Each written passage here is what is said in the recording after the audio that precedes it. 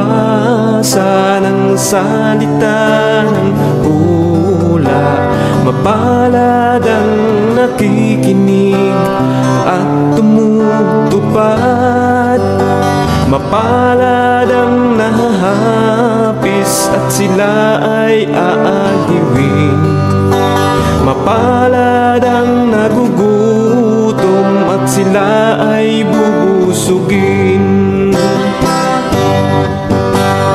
Ang magtiis hanggang sa wakas, sila lamang ang maliligtas. Ang magtiis hanggang sa wakas, sila lamang ang siyang maliligtas. Lalaganap ang kasamaan at sila'y magkakanuluhan. Lilitaw ang mga bulaan dito sa sanlibutan. Makipot ang pintuan patungo sa kaligtasan. Malapad ang pintuan tungo sa kapahamakan. Ang magtiis hanggang sa wakas, sila lamang ang maliligtas. Ang magtiis hanggang sa wakas, sila lamang ang siyang maliligtas.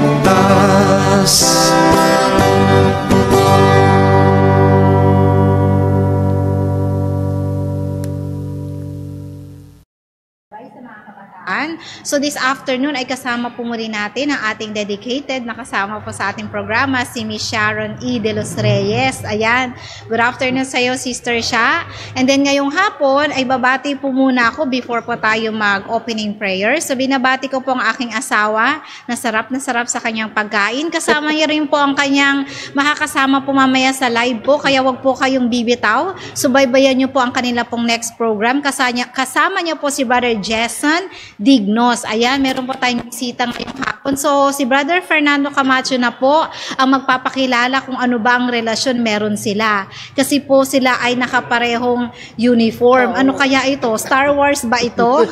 Ninja Kid? Malalaman po natin mamaya. Kaya sa mga taga-subaybay namin, wag po kayong bibitaw sa ating programa. So, ngayong hapon po ay pasasalamatan ko po muna ang mga tao po dito sa ating church. Kasama po natin ang ating dedicated director, si Mr. Esmeraldo Argente Jr. Ayan, kumpletong-kumpleto. At syempre, ang mga nagagandahan naming anak ni Sister Sharon, anya po si Amber Grace, De Los Reyes, nagdaga ako ng Grace, at si Alexis Di Camacho Jr. Ayan, so kasama natin sila para mag-aral naman kung paano mag-operate ng ating mga anik-anik dito sa Communication Department. And of course, nagpapasalamat po kami sa dedication din po ni Sister Lisa, yan, San Juan. Ayan, so ngayong hapon po ay binabati ko rin po si Miss Kirma. Kanina nanood sila sa inyo. Hindi ko alam kung nabati ni Sister Lisa. Ano? Hindi namin nakita ang pangalan. Opo, tsaka si Mr. Early 7 Strikeland. Good afternoon sa inyo. At tsaka binabati ko rin po yung mga walang sawa po na yung mga sponsor, si Kuya Toti Santos, tsaka po si Ate Shirley. Gaya na rin po si Patrick Gonzales. Ayan, si Ate Kirma. So, God bless sa inyo. At ganoon po si Mami at si Daddy at si Kuya Dave po ata, Sister siya ay nanonood ngayong hapon sa ating live. Kaya shoutout dyan sa inyo sa Fatima 1K.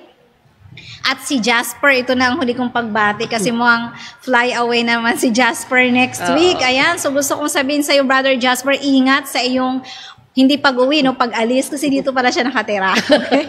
So sa iyong pag-alis, nawa ay patnubayan ka ng ating mga banal na anghel at ang guidance po ng Holy Spirit. Ganoon na rin po ay isama po natin sa panalangin, Sister Sha, si Sister Michelle Donoso. Nung madaling araw, ako po ay nag-iigib ng tubig as early as 4 a.m.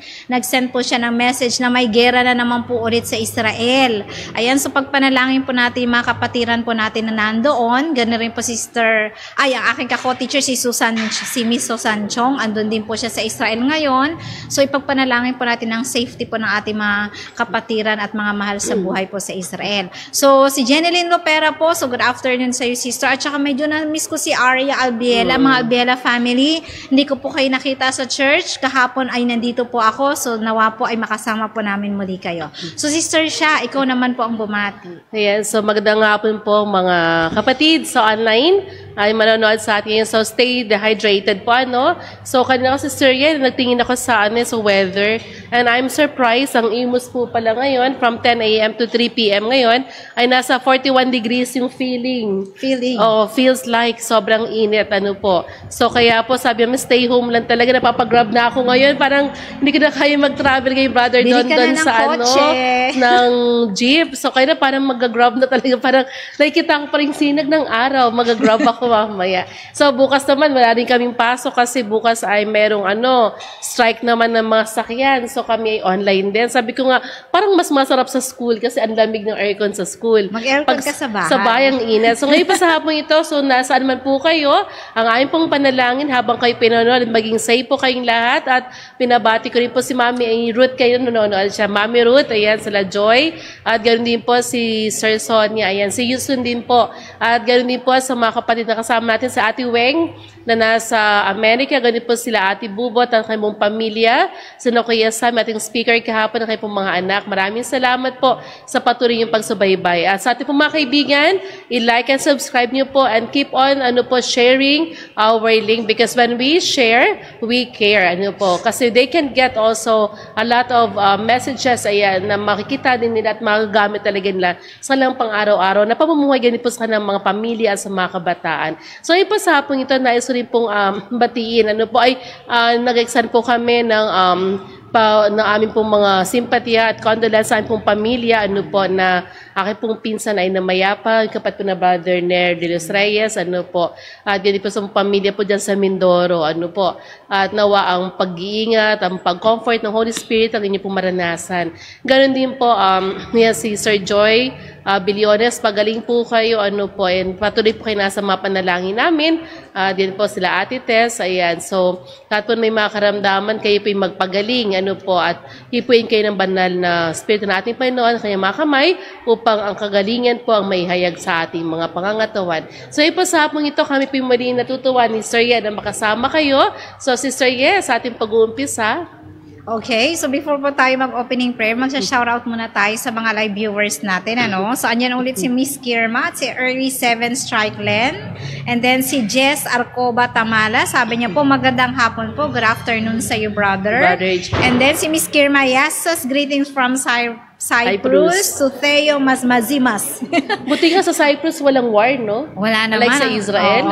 So kaya mag-ingat-ingat tayo. And then sabi ni Miss Kirma, I always waiting every Sunday sa Asay. Thank you po, sister. Maraming salamat. Sana tayo meet and greet. Sana pag dumating po kayo, ma'am. Yes, we are welcome chat lang po kayo para ma-invite namin kayo dito. Makasama naman namin kayo, po. Ayan. At saka po, advance po notice sa May 4 po ang aming pong programa. Ayon sa kasulatan ay dadalaw po dyan sa loving hometown po ni Sister Lisa. So kayo po maghanda ng masasarap na pagkain. Kailan kita ma-invite sa US? Sa US. At tanong natin kay Ate Sa US na ba tayo magpa-invite?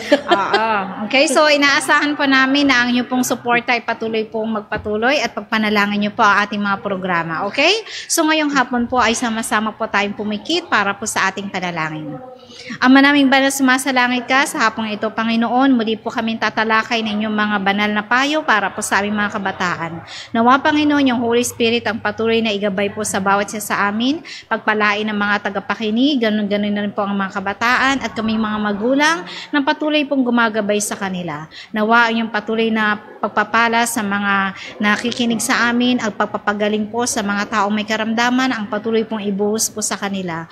Nawa ay patnubayan na aming programa mula sa umpisa hanggang po ito matapos. Ito lang po aming hiling at dalangin, alang-alang na lahat sa pangalan ni Jesus sa aming tagapagligtas. Amen.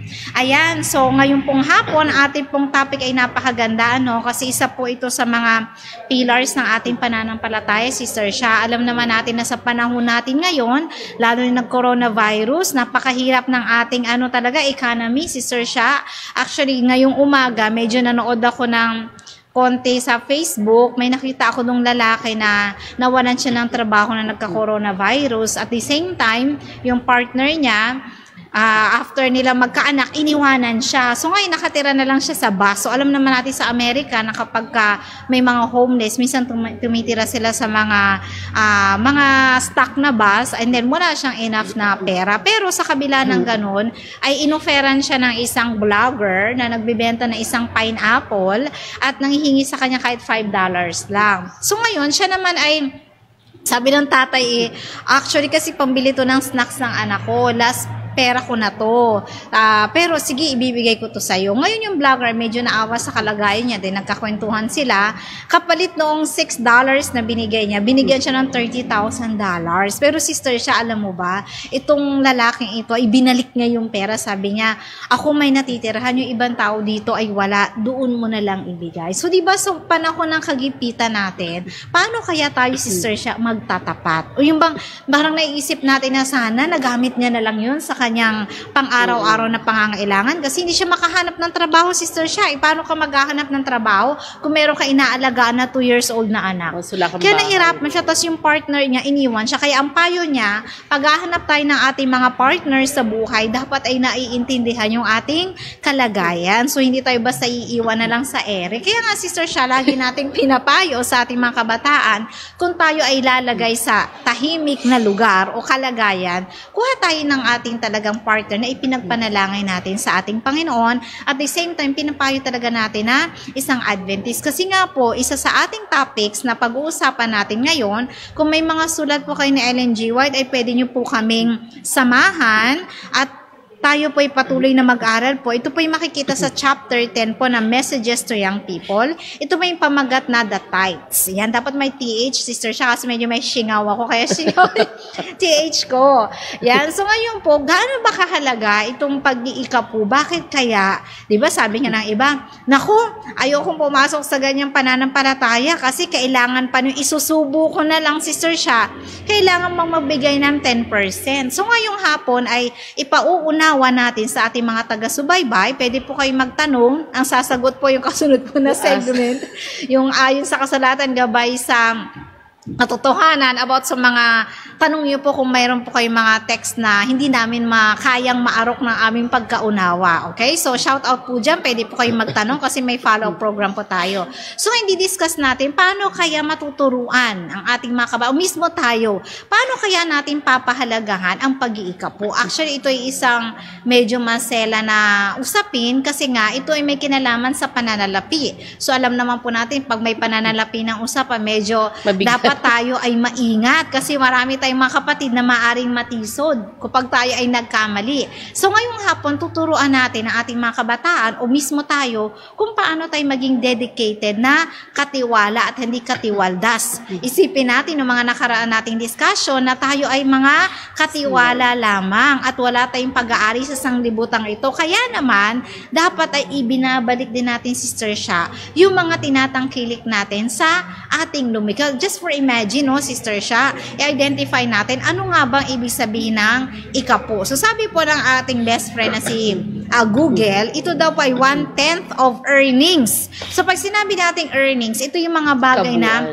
pinagtrabahuan natin At saka sa mga kabataan, ini-encourage din namin kayo mag-offering. Kung kayo may mga natatanggap na extrang pagpapala, hindi nyo naman sila pinaghirapan, pero natanggap nyo yung pagpapala, napakahalaga po lagi mag-partner yan, Sister Sha, no? Hindi lang pwedeng nagtatides ka, tapos hindi ka nag-offering. So dapat, tinuturuan natin mga kabataan, halimbawa, nabigyan kayo ng halimbawa, may galing abroad, di ba, Sister Sha, no, dumalo sa Pilipinas. Syempre, pagka galing abroad, feeling mayaman, so namumudmud yan ng mga, salapi, sana all. Wala ko naramdaman eh. Ay, kasi yung ate ni Brother Fernando, nung nabubuhay pa, pag galing nun sa Amerika, Sister Sha, nakatupi na yung pera. Lahat ng pamangkin, yes. Pagka 80 kaming umate ng reunion, nakatupi na yon. May inilista niya. So, sa pamangkin, 1,000 o 500. Sa mga kapatid, tigwa 1,000. So, nakagkakaroon sila ng mga karagdagang mga pagkakatiwalaan na pera at dapat tinuturuan natin ang mga kabataan na magbigay din naman ng offering at mga ikapu sa mga bagay na tinatamasan na kahit hindi nila pinagpaguran. Okay, so Sister Sha, ano bang maidadagdag mo dito? Bakit kailangan tayo mag-ikapu? Ayan, so ang ating topic talaga ay kailangan ng honesty and faithfulness. Kasi I believe po ang tithings, una-una ito ay naka-designate sa atin. Once we accept the blessing of God, it is also one way to return. Kasi imagine mo, one lang siya, 10% lang siya of your labor. Diba? Kung may 100 ka, ano lang yung 10%? Sabi nga, if you cannot be faithful in the smallest coin, ganoon din naman sa pinakamalaki. Kung hirap-hirap po tayo magbigay ng tithe, sabi nga natin, mga tithes po kasi, ito po ay hindi natin basta choice lang. Kasi ito po ay nagpapakita ng isang pagtatapat. Kasi sa tapat faithfulness. Diba? Pag sinabi nating tapat kasi, it would not show exactly kung gaano to kalaki, gaano kaliit, But the word is tapat. Basta sa kinita mo, sa lahat, sa mga kabataan, they may be wondering, wala naman kaming trabaho, diba? Ewan ko po kung mga nasa nanonood sa atin ngayon dyan, ay nagbibigay rin kayo ng mga ikapu, po. Pero ito po ay napakalaki talagang factor, sabi nga ni Sir Ye, it is one of our fundamental beliefs, ang tithing. Kasi it is not for us, that 10% is not for us, it's but for the Lord. Totoo din naman siya, sabihin na bakit kailangan ng Diyos ng 10%, diba? Hindi niya kailangan ng pera natin, which is true. Hindi kailangan ng Diyos ng ating kaperahan, hindi niya kailangan ng ating makayamanan, kasi He owns everything in this world. So ano na yung 10%? But it shows faithfulness. So medyo malalim, masyadong mabigat, Pag sinabing faithfulness, gaano ba tayo katapat sa pagtatapat, sa pagtatapat ng ating ikapo na ipinagkakalab sa ating Panginoon. Bakit nga ba ang mga bata, why we have to train our children, sister? Kasi they are not working. Bakit ang mga bata kailangan mag-train? Kasi ang ayon sa kabataan, di ba, sa sulat ni Ellen G. White, sa ating mga pag-aaral, ang mga kabataan dapat natitrain, di ba, magbigay ng tithes. So pinag-usapan natin yung stewardship when it comes to money, when it comes to talents, lahat kasi ito sa atin ay mula sa Diyos. So I believe, yung pagbibigay ng mula sa puso, yung bukal sa puso. Kasi minsan, hindi kasi nila naunuan minsan ang kahalagahan ng tithes talaga. Ang sa kanila nabibigay na, bibigay ako ng tithe kasi kailangan ko magbigay ng tithe kasi sabi magbigay tayo ng tithe. Pero actually, it is not only about giving, but it shows how faithful we are, yes, and how loyal and obedient we are sa ating Panginoon, di po ba? Ako, siguro yung mga kids natin, why at the early age? So yung mga bata sa church, nung mga maliliit pa yung mga kahit po ako nung maliit pa, si mami bibigay yan kahit minsan piso, guys, may pa yung mga pera dati O kaya natatabi kami talaga na 25 centavos, 50 cents. Yan, para pag may offering, nahihiya kami hindi mag-offering. So yeah, naalala ko dun sa bayanan, pag umiikot na yung offering ba sa mga bata, di ba? Parang ang dami-daming kanta na parang sa offering, narang yung share o kaya yung pagdadala ng mga missionary sa ibang lugar para magbigay ka ng mga offerings. So sa mga bata, since kids pa sila, wala naman talaga silang tithes, but we train to give them offering. And as time goes by, nakita na rin kahalagahan ng pagbibigay sa loob ng iglesia. So, yung mga kids na yan, habang lumalaki, tinuturuan niya naman magulang na anak mag-tithe ka. So paano ba yung tithe? So tinuturuan sila, ito meron kang 10 piso. Pag may 10 piso ka, kukunin mo yung 10%, magkano siya, kuha siyang piso. Tapos yung piso itabi mo para pagdating ng offering ay may bibigay mo yan sa church. So kaya habang lumalaki sila, natuturuan sila, may portion pala. So yung mga kids natin, pag hindi natin naturuan mag-tithes yan, paglaki niyan, mabigat ang pagbibigay, Sister Ye. Tama. Pag nag-work na yung mga yan, kasi madali magbigay ng, kung may 10 piso ka, mahirap pa magbigay ng piso. Pero Is it pag hard? malaki na. Di ba, napakadali, piso lang naman yan eh. Pag may 1,000 ka, magbibigay kang 100, mahirap ba? Ay, kaya pa, di ba? Pag umaabot na ng 100,000 yung sweldo mo, 10,000 tingin ka mo, na yan. magkano ang tithes? 10,000, medyo mabigat. Kaya minsan may nakilala ko, kahit mga Adventist, mga purong Adventist sila, kasi kumikita ng daan-daang libo, ayaw na magbigay ng tithes. Kasi, ang sabi ng mga asawa na hindi Adventist, sayang naman yan. Di ba? Ang laki na. Ibag mo na. Kasi nga malaki na. Alam mo, nakita na yung thousands na eh. So, malaki na. So, mahirap, no? But then, in our children, it is very important because it's about worship. Diba? So, tithing is also worship. Diba? Pagpapakita ito ng pagsamba sa ating Diyos. Kaya, hindi siya dapat mabigat. Hindi siya dapat dahil naging obligasyon. Sabi nga si Sister Ye, ang tithe ba si Sister Ye isang obligasyon para sa'yo? Okay. So, alam naman natin na ang tithe, isa yung consecrated thing at ito i-dedicated natin parang ito i-relationship, Sister Sha. Kaya nga, pinapayo natin sa ating mga kabataan na mas maganda at ang pinapayo ay ang inyong makapartner sa buhay studying Adventist para hindi kayo magtatalo pagdating sa pag-iikapo. So, ito ay isang connection natin sa Panginoon. Kaya nga sa mga kabataan, bakit kaya dati ng mga bata tayo, di ba, yung mga magulang, automatic, yan, tig 20 pesos offering yan, ha. Alam niyo po ba sa mga kabataan na minsan hindi yun na-offering yan, tapos ginagamit nyo sa pang-ibang bagay? Ay, naku, hindi ko na-offering yung 20 pesos. Yes, may pang-merienda ko. That is a form of stealing. Kasi po, ay nilaan po yan para sa offering, tapos hindi nyo ginamit, kayo po ay nagkakasala. Kaya nga po, ito isang malaking dedikasyon. Once na kayo pinagkatiwalaan, kaya Sister Sha, sabi mo, paano ka magbibigay ng 10,000 pag malaki ng tithe mo, parang malaki na. Pero hindi nyo po ba naisip, the more na malaki yung earnings ninyo, the more na makakapagbigay ka ng malaki, it means madami kayong pagpapala. So ito ay pagbabalik lamang ng pasasalamat at ito ay ating relasyon para sa Panginoon. And then kung tuturuan natin mga bata o mga anak natin na ngayon pa lang, paglaki niyan, Sister Sha, pag kayo nangailangan at kailangan yung tagapag-alaga, aalagaan kayo niya. Kasi sa maliit na bagay, tinuruan nyo silang maging responsable at maglaan ng kanilang parte ng kanilang dedikasyon sa Panginoon. Parang ganito lang yan, Sister Sha, Pag may mga anak tayo, kung ano yung pinakikita natin, yun din naman ay magiging pattern nila. Kaya huwag tayo magtaka minsan sa church, bakit itong batang ito hindi nag-o-offering, hindi nagtatithe, baka ito'y nakuha sa pattern sa ating ding mga magulang. Kaya sa mga magulang na nanonood dyan, kung hindi pa po kayo nag-iika po ng tapat, at hindi nag-o-offering, ngayon na po ang tamang panahon. Di ba nga sabi ng Panginoon, subukin nyo ako.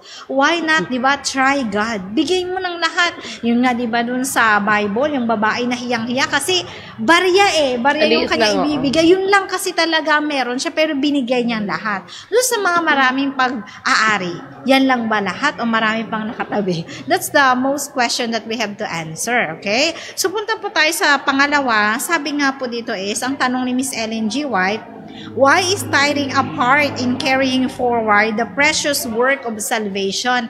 Bakit nagiging kabahagi pala ang pag-iikapo para sa precious, mahalagang gawain ng Panginoon sa kaligtasan? Ano ba ang connection?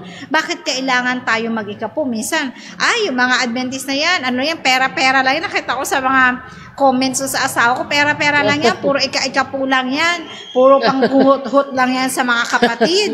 Ngayon, i-discuss natin, bakit nga ba, Sister Sha, mahalaga? Bakit daw po ang pagtatithe ay isa pala tong aparte ng precious salvation ng ating Panginoon. Isang paraan pala to para makahikaya tayo sa ikaliligtas ng mga kaluluwa nang wala pa sa kawan ng Diyos, okay? Oo. So Sister Sha, ano ba ang kahalagahan ng ating pag-iikap po? So maganda yung tanong mo kasi it is also one of the most common question that being asked. Na parang they would ask a question na bakit nga ba? Ba't pa mag-tithe, diba? Marabas saan yan? Hut-hutan ba yan? Kaya iba they would say na, which is true kasi sa iba't iba talagang mga denomination, which is nagagamit talaga ang tithes in personal. At least sila, sinasabi nila na, ay, nagagamit namin to. They're honest naman to say na yung tithes nila is for their meat talaga. It means for their food, for their, daily consumptions, or for sa mga ministries nila. So sa atin po, sa ating iglesia, ay napakalaga ang pagta-tithes. So hindi rin po tuhut-hutan, o hindi rin siya paramihan, nang nakukuha sa iglesia. Sabi nga po sa Malakay 3:10, kung natin po sa Malakias 3:10, sabi po rito, bring you all the tithes in a storehouse, that there may be meat in the house. So, alam po natin, ngat noong unang panahon, noong mga panahon ng mga patriarka, ng mga apostles, they had really to give tithes. Kasi ito yung tithes, ginagamit ito talaga sa house ng ating Panginoon.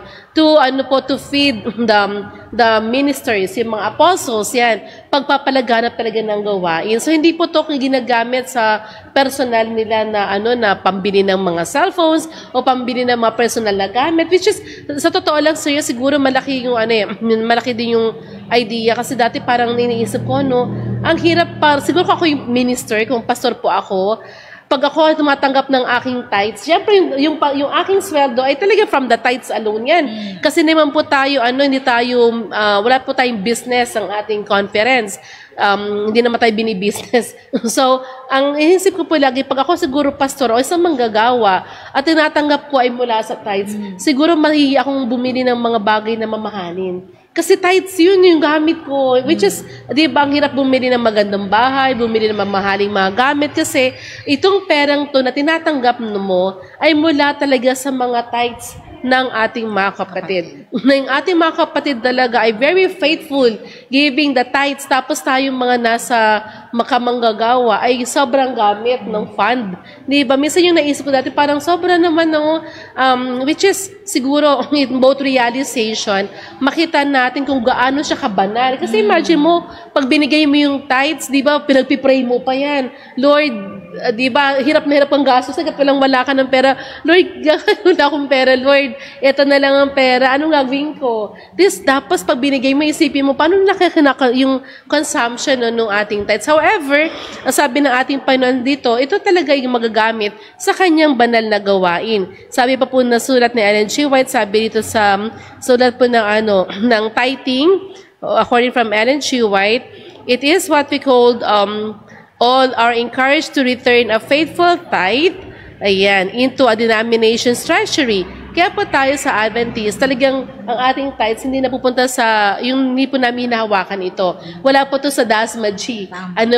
It will go to our mission, then it will go to our conference, it will go to our division and then conference po. So then, they will be the one to designate the specific amounts of tithes para sa gawain ng ating Panginoon. So makita po natin na ang ating pong Panginoon ay nagbigay sa atin ng mga panuntunan kung paano gagamitin naman ang mga tithes na ito. Sabi nga, ito po ay magagamit sa pagpapalaganap ng kanyang mga gawain. Kaya po, we have ministers, we have laymans na ginagamit, mga missionaries na ito na supportan din natin mga conferences and mission para magpalaganap talaga. Nagbibigay tayo ng funds para sila ay makapangaral sa iba't ibang lugar, di ba, sa Sige? Para maabutan sila ng pabalita ng ating Panginoon. Kasi sino po mag-support sa kanila kung wala tayong mga tithes? Sino po magbibigay ng sweldo sa ating mga missionaries, sa ating mga pastor para mangaral, di ba? Sila po ang mga kamanggagawa ng ating Panginoon. So sa atin po, sabi po rito na they cannot separate from the proclamation of the message of salvation. They are indeed an integral part of it. So, hindi pa tayo pwede mangaral, Sister Ye, nang walang pagbibigay ng ikapo. So, napakalaga po ng banal na gawain ng pagtatides. Hindi po ito, siguro kasi nasa modern world tayo, maraming mga tanong talaga. Siguro may magtatanong po dyan mamaya, paano ba gagamitin ang tithes, sino ba dapat, di ba? Kasi may kita po talaga natin, which is ang kaaway talaga, it attacks our church nowadays. Talagang they would see exactly na parang ang hirap naman dyan sa denomination nyo, sa religion nyo, ang daming pagbibigay ng handugan. Ayan, naghahandog, may mga tithings pa. Tapos, hindi po na nakita yung yung kahalagahan talaga. Sabi po rito din, when each member fulfills his obligation, the church will have an ample funds with which to carry out its mission. So in the local church, the conference, the union, and the world field. So talagang nagagamit pala si Sir tithes sa pagpapalaganap sa buong salibutan ng pabalita ng ating Panginoon. Kaya mabuhay po kayo at patuloy tayong pagpapalain kung tayo patuloy nagtatapat sa bibigay ng ikaw po. Okay, amen. Actually, mag-emphasize lang ako konti sa pag-o-offering. Alam naman natin yung mga tithes natin na pupunta sa mga mission and conferences. Then we have our local programs in the churches. Ito naman po ang parte po ng ating offerings. Kaya po, in-encourage natin ang mga members na magbigay din po ng mga offering kasi ito yung pinaiikot natin para po sa mga programa po ng ating churches. So, kaya nga po ito'y lagi tayong kabahagi. Hindi lang tayo kabahagi sa pangsanlibutan, dapat nagiging kabahagi rin po tayo sa mga church programs natin at gumagamit po tayo dito, Sister Sha, di ba, ng ating mga offerings. Kaya, kapag maliit ang offering, minsan, kunti lang ang budget natin, paano tayo magkakaroon ng VBS? So, kailangan natin mag-solicit, di ba, Sister Sha? Or may mga program tayong crusades sa ating church, pero kapag maliit ang budget, kailangan talagang gumawa tayo ng paraan.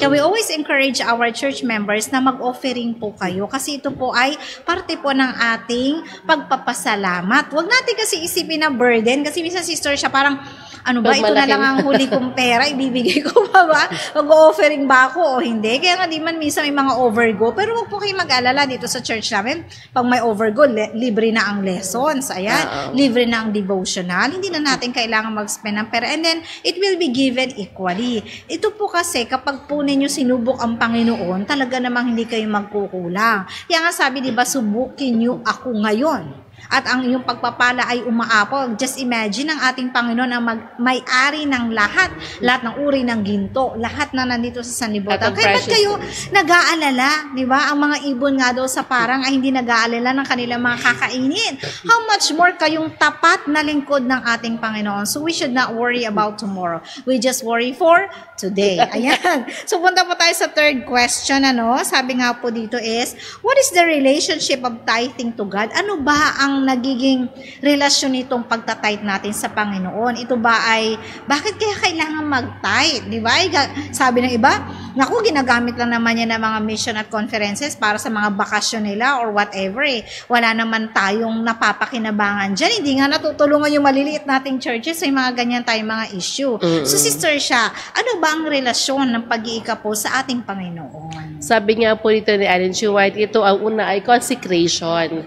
Kaya pong sabi ang pagtitithes po talaga, it's a part of our daily relationship with God. Kaya po, mga taong, why can we be faithful? And why are we faithful by giving tithe? Because we know our God. We know the relationship that we have in God. Kasi pag malalim ang relationship natin sa Kanya, alam natin yung Kanyang kalooban. So, it will not be mabigat Diba sa iba kasi para ang bigat magbigay talaga ng offerings, magbigay ng tithes. It is hard kasi parang it is some kind of responsibility pag hindi mo kilala ang Panginoon. Parang sabi nga ni Sir Keno, di ba, bakit hindi natin subukin? Siguro, when it comes to experience, talaga sa about consecration, sabi nga, tithing is worship. So, kapag nag-worship tayo, dapat talaga we give. Kasi it's also a manifestation that God has blessed us. Diba, Sister Ye? Kapag nabigay tayo ng tithes, habang lumalaki yung tithes natin, nakita mo, God has blessed me more. Yes. Kasi dumadami siya. Kaya minsan may kaya gusto ko talaga yung ating mga mission spotlight. Minsan doon sa binabasa rin natin, sa mababasay ng mga offeratory reading natin, marami dyan. Narinig ko pa inaalala ko, yung meron siyang mga pechay. So, nag-alaga siya ng mga pechay. Tapos, yung pechay na yon, yung sa bilang lugar din na, nag-alaga din ng pechay.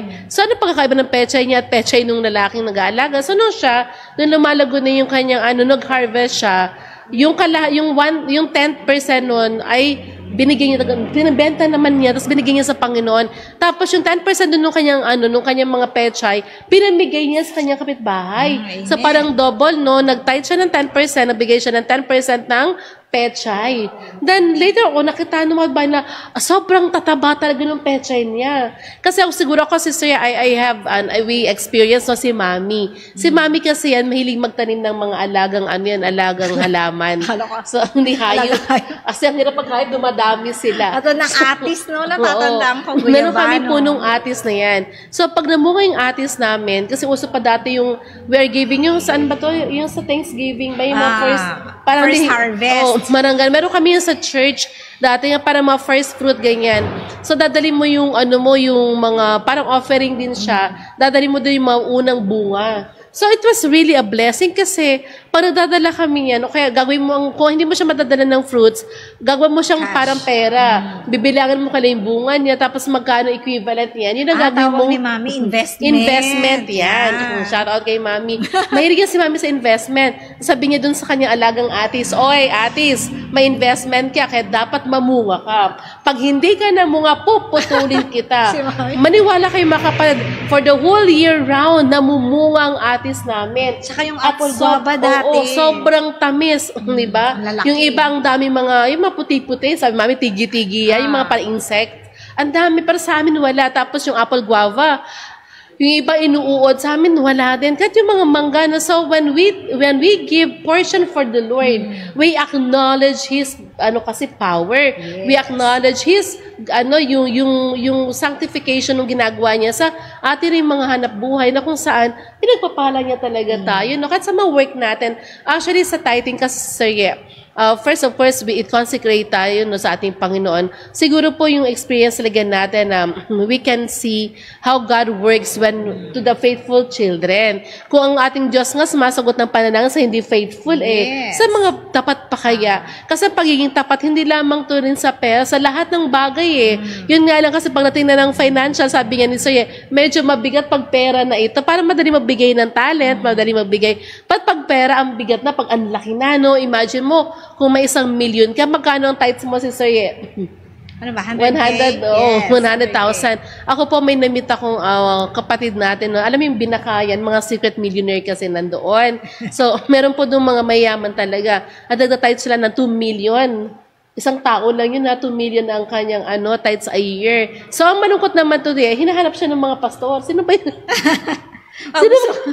Sino ba yung sabi ko, ma'am, magtago ka na lang kasi hinahanap ka. Kasi ang laki nga ng tithes. Sobrang laki ng tithes niya. So, pero hindi kaya po yung mga treasure, dapat talaga tinatago yung ating mga Actually, part po yan ng training natin sa cybercrime. Sa mga secret whatever, na kailangan talaga nakatago yan, yung ating mga tithes and offerings, hindi siya pinupost kung saan, hindi siya nilalagay sa bangko. Paano nga tayo, sister, nilalagay sa bangko, tas may pangalan? Kasi sabi po nung sa protection ng mga cybercrime, kailangan maproteksyonan yung pangalan. Yes. Tsaka yung mga kapatid, kasi that's a sacred thing Kasi mga treasure, hindi pala dapat siya iniiwan kung saan-saan lang. It should be given personally. Kasi katulad minsan sa upuan, minsan nabuksan ko, kay Jasper to bakit nandito sa upuan? So, we have tendency not to check. Tingnan ko nga. Meron ako narinig, parang grabe yung isang pastor, 30,000 ang tithes. Wow, laki So imagine mo, nakikita, tapos yung ibang malta ng tithes, nahihiya. Kasi buti pa sa laki ng tithes nila. So po, hindi rin siya measurement, na tayo ay, pinagpapala dahil lang sa tithes, no? Although tithes will be our blessing, of course. However, wag nating i-compare. Ang lilit ang tithes mo, hindi ka pinagpala, ang laki ng tithes niya. Bakit ang sweldo nila Di ba? Paano naman yan kung ang laki ng sweldo na sa mga This is really their blessing naman. So sa atin, kayong tithes dapat nakatago yan kasi it's a personal thing. Hindi siya dapat nakita yung pangalan, hindi nakita kung magkano yung amount, kaya should be given. Kaya ang nagbubukas ng mga record natin sa tithes sister ay treasure at pastor lamang. Bawal siyang silipin ng ibang kapatid. Na pag kapatid mo chismosa, naku, nakita ko yung tithes ni ganito. Oo, masama kasalanan po pala yun, sabi ni Ellen G. White, no? Kaya pang tithes sister, sabi nga dito sa atin, it is a consecrated gawain. Ano pa po sabi pa rito, no? To become channels of His blessing. Totoo yan. Alam niyo po ba, pag nagtatites tayo, mas marami nakikinabang. Yes. Diba? Kahit po tayo, minsan alam niyo po yung meron kayo, tapos nagbigay kayo ng tithes, sa titira sa iyo, konti lang, hindi rin naman siya basta nauubos, sister parang 1,000 na yung pera, parang hanggang isang ngayon, 1,000 pa rin.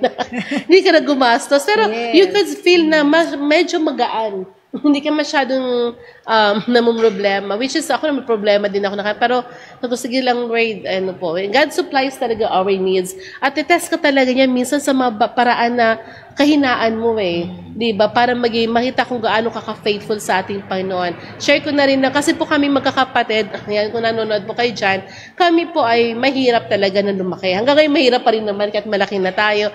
We are not really wealthy, we are not rich, We don't really own property. Siguro meron lang tayo talaga bahay lang ni na daddy, ni mami. Galing pa yan sa sa agaw lupa. Agaw lupa sa mga Awarded NHA. naman. Award naman na. Kasi dati talaga, we didn't have house to stay. Though may mga lupa naman si mami, si daddy, sa mga probinsya. But no one wanted to stay there anymore. So, nung lumipat kami rito, we're poor. We were really poor. Si daddy, sa mom, ang sa sanitarium po kasi, automatically, natatanggal na yung tithes, So, yung mga workers sa mga ganyan, sa ating mga denominations, wala silang choice. Di ba, Brother Dondon, Wala kang karapatang umangal dahil automatically tatanggalin na yung tithes mo dun sa buong kabuuan ng kita mo. Automatic siya. So, si daddy ganyan din. So, talagang wala siyang inuwing pera kasi ang dami namin, 7 kami magkakapatid. Lahat kami nag-aaral. Sunod-sunod kami halos So, wala talaga kaming natitirang pera si daddy. Tagang zero balance yan, uwi ng zero. So, minsan, walang pagkain. Good thing that our parents, si mami, ay napakagaling maghanap ng paraan, Magtatanim yan, ganyan. So, she would get something for us to feed talaga. However, while we're growing up, mahirap pa rin tayo, Sister Ye. Di ba taga imagine how poor we were, but we were never hungry. Diba? Na-experience mo bang magutom sa bahay? Hindi. Actually, tingin ko, it's a blessing for us. Kasi for imagine, kung zero balance si daddy, ang aming pagkain ay naka-wheat bread kami.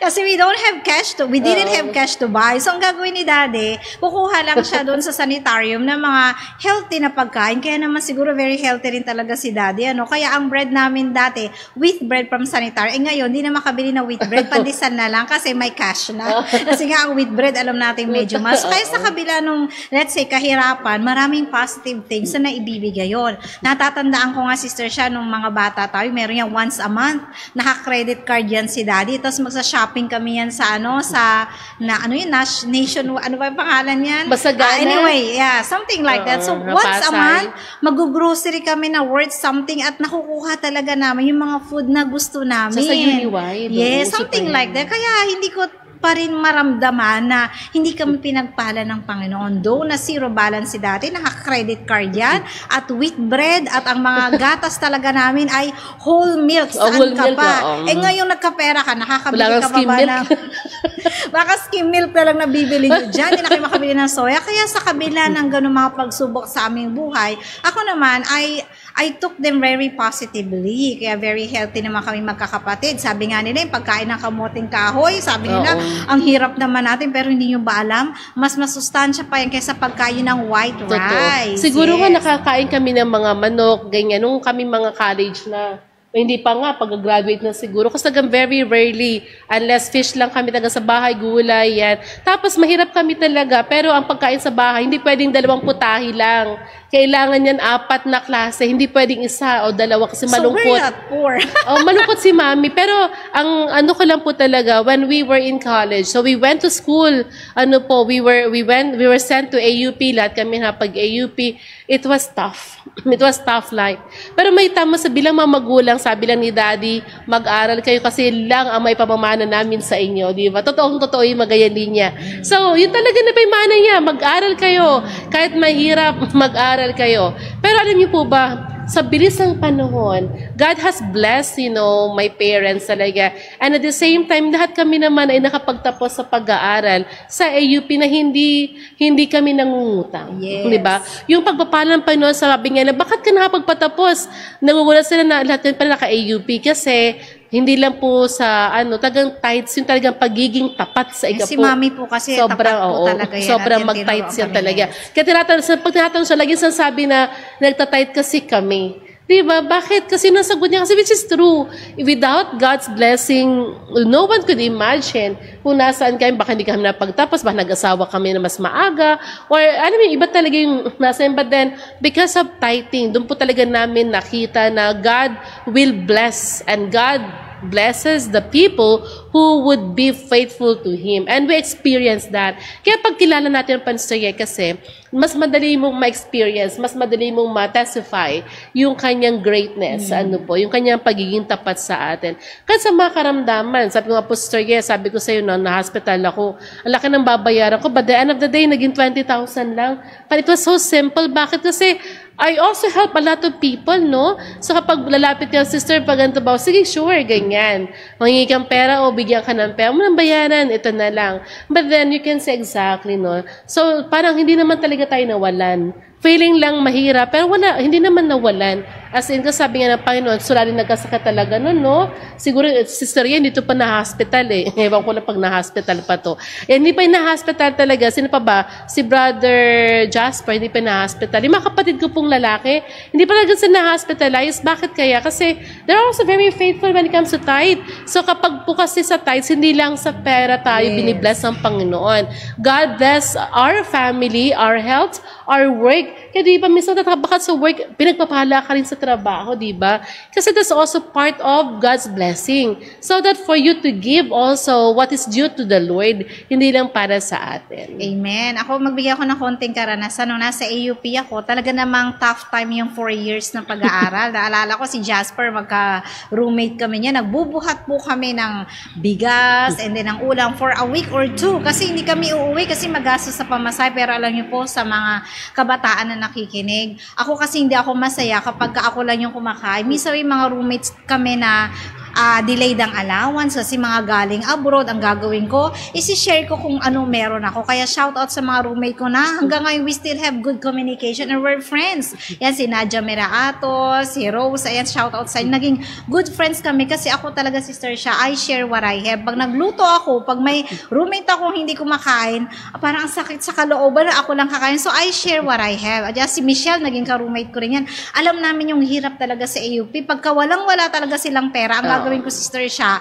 mangungulekta ko, anong meron ka? 10 pesos. Sige, tara, akin na kolektahin ko, pupunta kami sa farm. Doon sa farm, may mga kaibigan tayo, mga working students, kaya naiintindihan, sabi ko, kuya, meron ako 100 lang.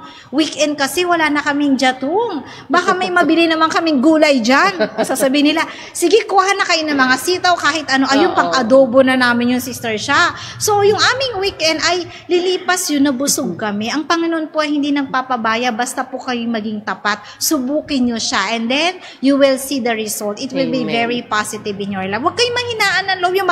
Ito na lang yung pera ko. Anong alam natin? Ayun, asawa ko, mapagbigay ko. Ano meron kami sa bahay, I always share. Kaya minsan, nagtataka ako. Minsan nga sabi ko, I feel so bad for myself. Kasi minsan nagreklamo kasi maliit yung ref namin, sister siya. Pag maraming pagkain, parang sa kuya to ilalagay. Bumili ka ng mas malaki. Kaya kailangan ko bumili ng mas malaking ref. Kaya ang ginagawa ko na lang, pinamimigay ko na lang. Kaya pag marami kong stock sa bahay. Kaya pala dapat matang ref mo para mamigay ka. Hindi na mamilig lang talaga ako mamigay. Kaya pag meron ako, meron din kayo. Ayan. So kasi po, kapag ka nagbibigay kayo, meron dumarating, sister siya, nagpapatong-patong pa. Kaya sabi ko, ang bait talaga ng Panginoon. Ano? Kaya nga yung estudyante ko na nagpapapackage sa akin every year, sabi ko, offer ko sa kanya, free class na lang. Ayaw niyang pumayag. No, teacher, I should pay you. Sabi ko, ha? Sabi ko, parang nakakaya, sige, kung yan ang ikakagaan ng kalooban mo, why not? So, sa maraming pagpapala ng Panginoon, wag lang natin sukatin lagi sa financial. Baka rin pinagpala kayo sa mga kaibigan. Kapag kayo nangailangan ng pera, katulad ni sister siya, on the spot, may tutulong sa inyo. Or maaaring pinagpala kayo sa kalusugan. Hindi kayo nagkakasakit. Yung ibang mayayaman dyan, naubos na lang ang kayamanan kasi ginamit sa pagpapagaling ng kanilang karamdaman na hindi malaman-laman at hindi magamot-gamot kung anong kanilang karamdaman. Kaya tayo magpasalamat sa Panginoon. Yung pagbabalik natin mga tithes at ito po ay reflection ng blessings na ibinigay niya sa atin. Wala po tayong pag-aari sa sanlibutan ito. Sabi nga, di ba, sister siya, sabi ni Hob, ako'y inilabas mo ng, meron ka bang jewelries? Wala. Meron ka bang pag-aaral? Wala. Ikaw naked. Ay sinilang na hubad. Pag sinabing hubad, I have nothing. I have nothing, di ba? Kaya tayo ay wala. Kaya tayo dapat nagbabalik ng pasasalamat. Hindi po ito dapat obligasyon. Ito po isang bunga ng ating pagmamahal at relasyon sa ating Panginoon. So, bigyan ko kayo ng example, Isipin lang ninyo, yung asawa ninyo. Si Brother Fernando, kumita siya, meron siyang pinagpaguran, kinupitan ka.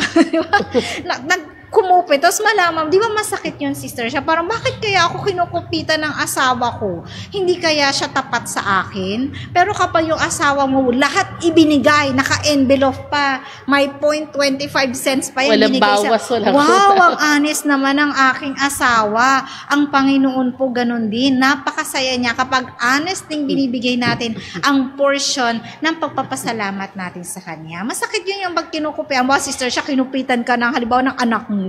Di mo lang nagsabi, pwede ko naman bigyan. Di ba masakit yun? Kasi parang nawalan siya ng tiwala sa iyo. Ayan, so wala na po tayong enough time. Pupunta po tayo sa last question at nakabasa po kung maraming comments. Magbabasa po tayo. So sister siya, dito po sa huli, paano natin tuturuan ang ating mga kabataan na maging dedicated naman at maging part po sila ng consecration po ng tithing. Ayan, so maganda yan, no? Ang unang pong sasagot yan, mga magulang.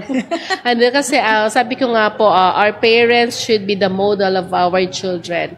So whatever the children see in our homes, that is the reflection of our family. If the children cannot see the parents are faithful tithe givers, then they don't expect that your children also will be faithful someday. Yes. Unless you train them now. And it will be manifested. Bagay kasi paglaki naman nila, they will have their own mind. They can make their own decision. And someday, they may be, faithful. Pero totoo po na ang pagiging tapat sa pagiging po ay galing din naman talaga sa pamilya. So, tayo at saka ito po yung sabi nga, how we have to train our children. Hanggat ang ating church, sa mga kids, yung mga teacher natin sa mga kids, kailangan talaga na papractice din ito, yung pagbibigay ng offerings, ganyan dapat yung portion na magkano magbibigay sila ng ganitong offerings at magbigay ng tithes kapag nabigyan. So, matapon natin na ang mga kabatang ito ay lalagunin naman magiging tapat. At lagi po natin ipalala na ito ay kanilang bunga ng pag-ibig, bunga ng pagsamba sa ating Panginoon. Na ang pagtatithes ay isang worship, na ang pagtatithes ay isang consecration, ang pag-worship ay isang relationship sa ating Panginoon. It's not about us, but it is about the relationship that we have in our God. So sabi nga, how can they be dedicated? Dahil isipin po natin, sa bawat tithes na binibigay natin, ito po ay hindi tayo dapat nagmamalaki. Kundi may pakita natin kung gaano tayo pinagpala ng Panginoon sa isang linggo, sa isang buwan, na tayo ay Kanya binigyan ng maraming pagpapala, hindi lamang sa salapi, kundi sa pamilya, sa pinansya, sa kalusugan, ganun din po sa ating relasyon sa ating kapwa.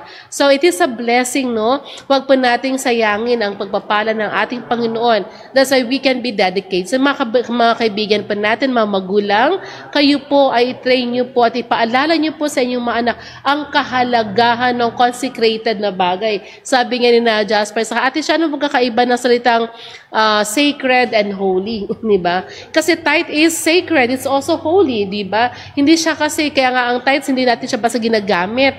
Kasi portion ng Panginoon is already considered na pag binigyan natin sa Kanya, it's sacred thing, talaga na pagbibigay. So hindi po dapat natin siyang winawaldas lang o ginagamit sa ibang bagay kasi ito po yung nagpapakita ng pagsamba sa ating Panginoon upang magamit din naman sa mga banal na gawain sa ating paglilingkod sa Kanya. At ganoon din naman siya, ang ating mga magulang ay maging tapat din tayo.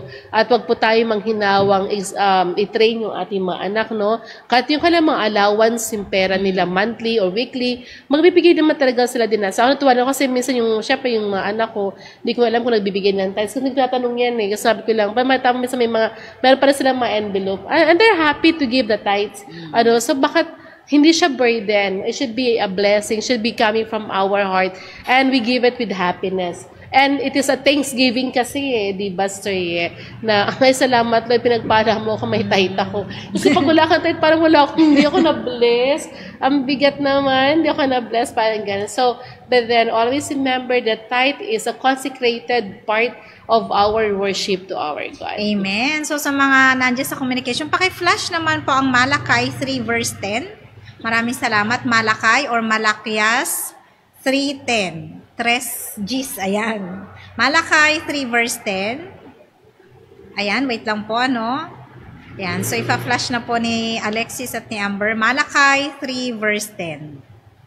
Ayan, ang sabi po dito is, bring all the tithes into the storehouse that there may be food in my house. And try me now in this, says the Lord of hosts, if I will not open for you the windows of heaven and pour out for you such blessing that there will not be room enough to receive it. Isipin mo, hindi sapat yung mga rooms natin.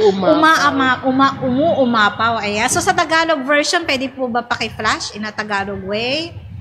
Ayan po. Tagalog po. Yan, konting practice lang yan. Kailangan natin yan. Tagalog. Tagalog. Oo, same. Same, malakayan. Dalhin ninyo ang buong ika-10 bahagi sa kamalig upang magkaroon ng pagkain sa aking bahay. At subukin ninyo ako ngayon sa bagay na ito, sabi ng Panginoon ng mga hukbo. Kung hindi ko bubuksan sa inyo ang mga dungawan sa langit at ihulog ko sa inyo ang isang pagpapala na walang sapat na silid na kalalagyan. Amen. Diba? Marami at hindi pa sapat. Okay? So before po mag-closing prayer po si Sister Sha, babasa po tayo ng ating mga comments po sa ating live. So dito po, sorry Sister Kierma kasi medyo sapawa na yung comment mo kanina. So I will just read the recent ones. And then shout out po kay Brother Samuel Patalinhog. So he's watching. And then amen daw po sabi ni Brother Early 7 Strike Land. Ang sabi po ni Mr. Camacho Jr. Fernando Baisa, have a blessed day. Thank you, brother. And kay Miss Kirma, sabi niya po, true po na if we are children of God and faithful na giver ng tithe, God is faithful also in His promises. Amen. As a single mother, naku, nawala. Anak ko tumaas. Okay, I can't read. Ayan. Single mother in 3 children with a salary of 22K a month. Bali, 4 kami kakain. Tapos, and then, ayan natin kakain. 4 pa. And then, 4 kami kakain sa 2K, bawas sa tithe at offering, bawas pababayaran sa school, ay tanehehe. But di ko naranasan magutom or napasma mga anak ko. At di ko naranasan na humingi sa mga magulang ko para ibili ng bigas at kahit piso mula sa ama ng mga anak ko. Ay. Wala. 5 months lang yung bunso ko at ikadalawa niya is 3 years old, ang panganay niya daw ay 5. Never po ako pumunta sa bahay ng mga magulang ko at kapatid para humingi ng tulong because our God cared. Ayan. Amen. So, tama, no? Kapag nagtatapat tayo sa Panginoon, talaga naman tayo ay hindi niya pagkukulangin. And then, si Sister Ruth Tobias din po ay watching. Sabi ni Brother Sam, Amen. Ayan. So, kung wala na po ako na Miss Sister Sha, siguro ito na po aking huling shoutout. So, ibibigay ko na po sa inyong chance and then we can have closing prayer. Ayan, so muli po maraming salamat po sa mga kapatid na patuloy na sumusubaybay.